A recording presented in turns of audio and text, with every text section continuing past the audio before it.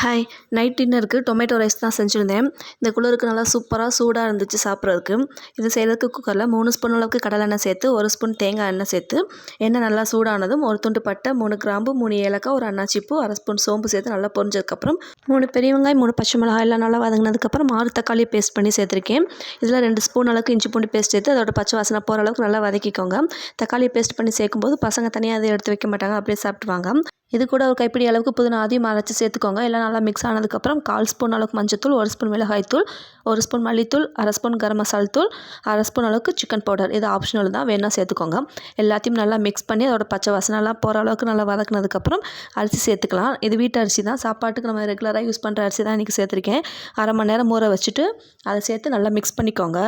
இப்போ தண்ணி சேர்த்துக்கலாம். நீங்கள் ரெகுலராக சாப்பாட்டுக்கு என்ன அளவு தண்ணி சேர்ப்பீங்களோ அந்த அளவுக்கு தண்ணி சேர்த்து நல்லா மிக்ஸ் பண்ணதுக்கப்புறம் தேவையான அளவுக்கு உப்பு, கொஞ்சம் மல்லி இலை, 1 ஸ்பூன் நெய் சேர்த்து நல்லா கொதி வந்ததும் மூடி போட்டு 4 விசில் விட்டு எடுத்துக்கோங்க. அவ்வளோதான், சூப்பரான டொமேட்டோ ரைஸ் ரெடி ஆயிடுச்சு. வீட்டில் ட்ரை பண்ணி பார்த்துட்டு எப்படின்னு சொல்லுங்கள். எனக்கு இன்னொரு ரெசிபி